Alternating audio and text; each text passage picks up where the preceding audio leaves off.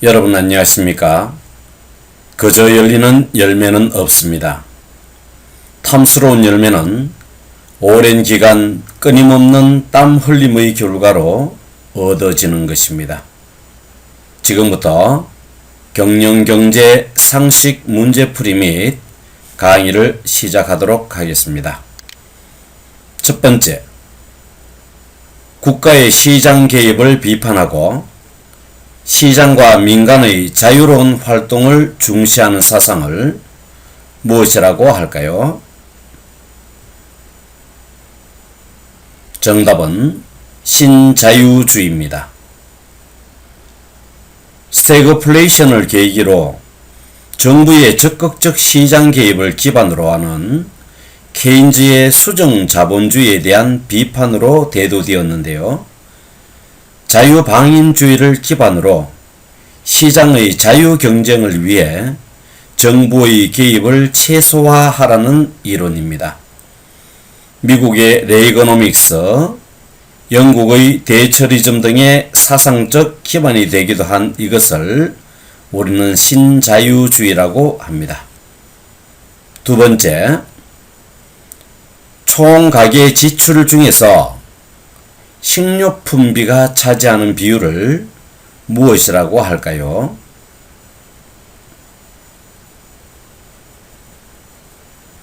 정답은 엥겔 계수입니다. 독일의 통계학자 엥겔이 발견하였는데요. 식료품은 필수품이기 때문에 소득 수준과 상관없이 반드시 소비해야 한다는 것이죠.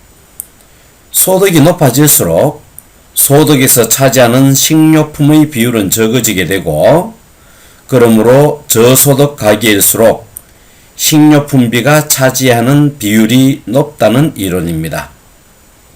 일반적으로 엥겔 계수가 0.5 이상이면 후진국으로 분류되어집니다.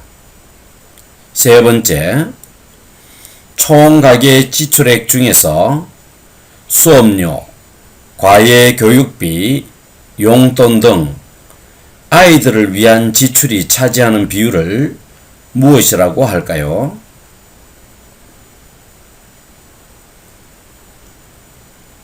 정답은 엔젤 계수, 엔젤 코에피션트가 되어집니다.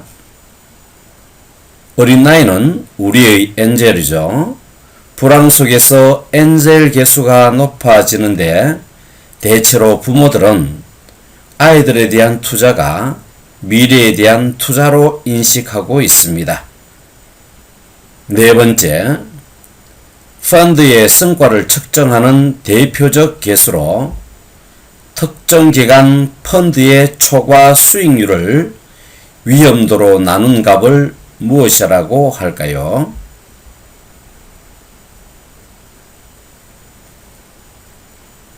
정답은 샤프 계수가 되어집니다. 공식을 보면 펀드의 초과 수익률을 위험도로 나누는 것인데요. 이 수치가 클수록 수익률이 높다는 의미가 되겠죠. 그래서 펀드의 성과를 측정하는 수치로 이용되어집니다. 펀드의 수익률을 측정하기 위해서는요, 최소한 1개월 이상의 수익률 데이터가 필요하고, 분산 투자가 잘 되어 있지 않은 펀드를 평가할 때 유용하게 사용되어지는 이 지수를 샤프 지수, 샤프 계수라고 합니다. 다섯 번째, 인구의 누적 비율과 소득의 누적 점유율 사이의 상관관계를 나타내는 로렌츠 곡선을 토대로 하였는데요. 소득의 불평등 정도를 파악하기 위해 고안한 이 지수를 무엇이라고 할까요? 정답은 지니 계수가 되어집니다. 다음에 곡선을 보면서 설명을 드리도록 하겠습니다. 기울기가 1인 부분 완전 평등 곡선을 나타내는 것입니다. 소득 분포가 완전 평등에서 멀수록, 즉 로렌츠 곡선이 대각선에서 멀어질수록 불평등이 심화되어지는데요. 진위 계수는 A와 B 영역에서 차지하는 A의 영역을 의미하는 것입니다. 완전 평등값은 0이 되어집니다. 완전 불평등값은 1이 되어지는데요. 로렌츠 곡선 A 영역이 B 영역까지 모두 차지하기 때문에 A분의 A가 되는 것과 같아서 완전 불평등 지수는 1이 되어집니다. 여섯 번째, 다른 기업과의 협조를 통해 시너지 효과를 노리는 협업의 경제학을 무엇이라고 할까요? 정답은 콜라보노믹스라고 이야기합니다. 콜라보레이션과 이코노믹스의 합성으로 만들어진 말이죠. 콜라보노믹스. 2개 이상의 기업이 연구개발, 생산, 마케팅 기법 등에서 서로 협력하여 효과를 높이는 것을 일컫는 말인데요. 유명 디자이너와 명품 브랜드가 만나서 그 시너지 효과를 높이는 것을 협업의 경제학, 즉 콜라보노믹스라고 이야기합니다. 일곱 번째, 한 국가 안에서 이루어진 생산 활동을 모두 포함하는 개념으로 생산 주체의 국적은 상관하지 않는 이것은 무엇이라고 할까요?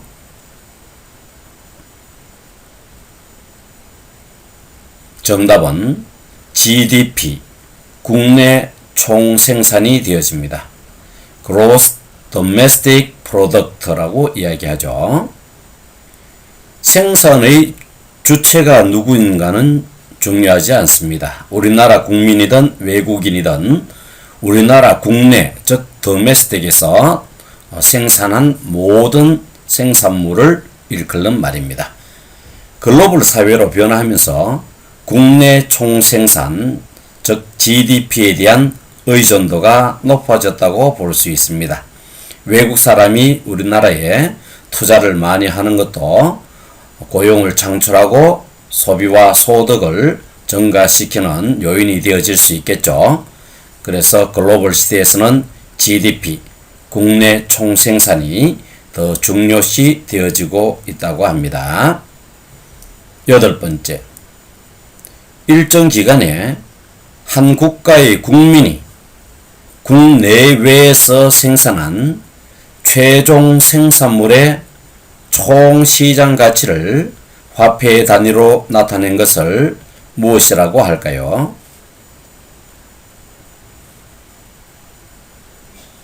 정답은 GNP, 국민 총생산입니다. Gross National Product입니다. 내 외국인에 상관없이 국내에서 총생산한 GDP, 국내 총생산과는 구별되어지는 말이죠. 우리나라 국민이 우리나라에서든 외국에서든 총생산한 것이 얼마냐를 나타내는 것이 국민 총생산이 되어집니다. 아홉 번째, 국민 총생산 또는 국내 총생산에서 정부 지출이 차지하는 비율을 무엇이라고 할까요?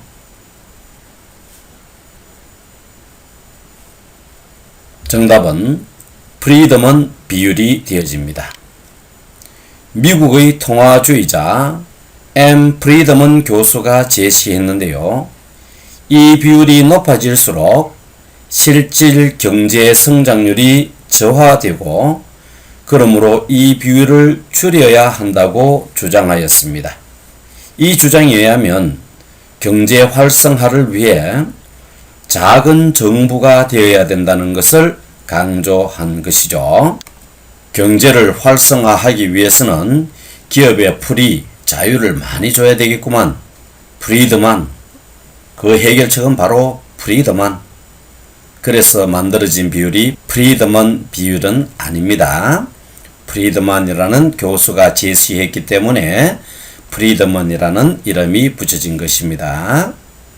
10번째, 악화가 양화를 구축한다는 법칙으로 가치가 큰 화폐와 낮은 화폐가 있을 때 낮은 가치의 화폐가 유통되고 가치가 높은 화폐는 사람들이 소유하고자 하여 시장에서 사라진다고 주장하는 이것을 무엇이라고 할까요?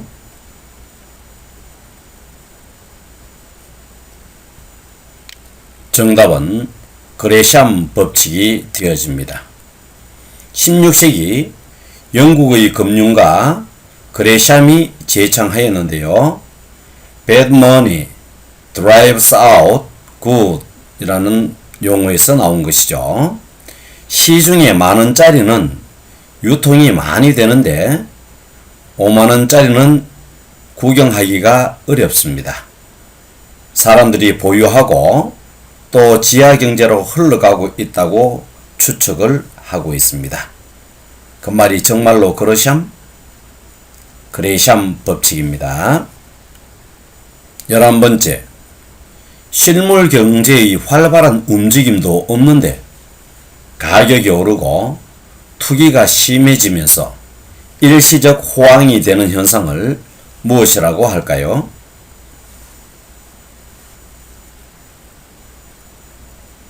정답은 버블 현상이라고 합니다.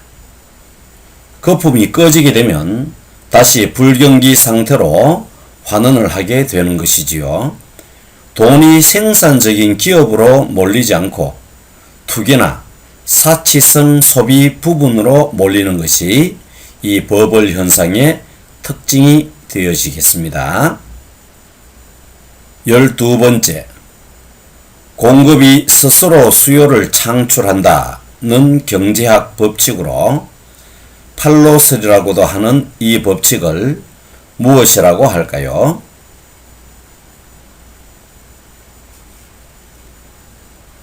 정답은 세이의 법칙이 되어집니다. 프랑스의 경제학자 세이의 이론인데요. 재화를 공급하게 되면 여기에 참여한 생산요소 제공자들의 소득이 증가하게 되어지고 또 여기에서 얻은 소득으로 소비, 수요를 유발시켜 공급 과잉이 일어나지 않는다는 이론입니다. 이는 수요를 고려하지 않은 공급 과잉으로 1930년대 경제 대공황을 야기시켰다는 비판을 받고 있습니다. 공급이 세이합니다. 무엇이라고 세이하느냐? 나는 스스로 수요를 창출한다. 세이의 법칙입니다. 13번째, 소득과 주거비 지출과의 관계에 대해 정리한 이론은 무엇일까요?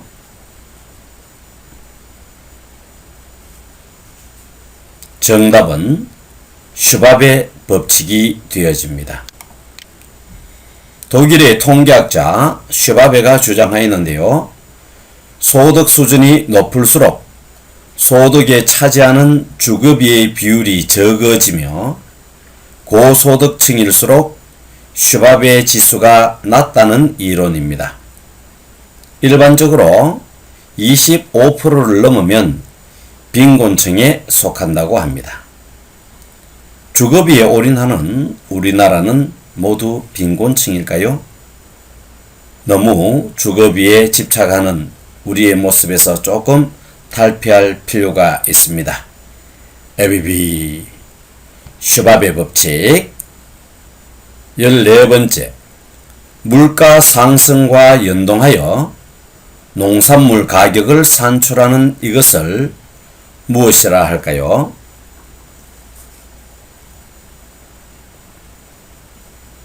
정답은 페리티 가격이라 합니다. 농산물 가격을 물가 상승과 연동한다는 이야기인데요. 페리티란 균형 잡힌이란 뜻을 가지고 있습니다. 페리티 지수는 전년 대비 농산물 총 구입 가격의 등락률을 나타내는 것이고요. 페리티 가격은 농산물 총 구입 가격을 고려해서 현재 농산물의 가격 기준을 산출한 것을 페리티 가격이라 합니다. 여기서 핵심적인 것은 현재 물가 상승률을 고려하여 농산물 가격을 산출한다는 것이죠. 페리티 가격. 15번째, 국가 간의 물가 수준을 고려하여 각국 통화 구매력을 동일하게 해주는 통화 비율을 무엇이라고 할까요?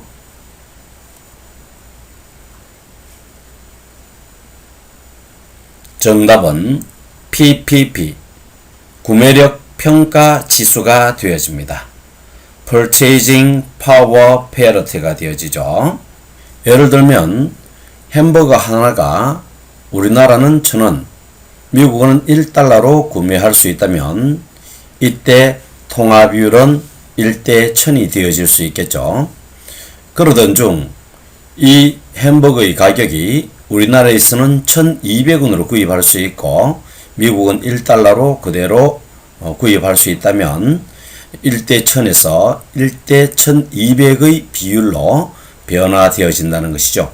그래서 통화의 비율을 국가의 물가 수준 그리고 구매력에 따라서 평가하는 것을 PPP라고 이야기할 수 있겠습니다. 절대적 구매평가와 상대적 구매력 평가가 있는데요. 절대적 구매력 평가는 한 나라의 물가 수준에 따라 환율이 결정되어진다는 것이고요. 상대적 구매력 평가는 환율의 변화율은 자국과 외국의 물가 상승률의 차이가 같아야 한다는 것이 상대적 구매력 평가가 되어집니다. 각국의 통화의 상품에 대한 구매력 변화가 발생하면 환율도 변동해야 한다는 것이겠지요. PPP, Purchasing Power Parity, 구매력 평가 지수입니다. 준비 없이 언제까지나 따뜻한 이불 속에 있을 순 없지 않습니까? 내디딘 한 걸음, 내일의 따뜻한 보금자리가 우리를 기다리고 있습니다. 지금 한 걸음을 내디딘 당신은 바로 승리자입니다. 대단히 고생 많이 하셨습니다.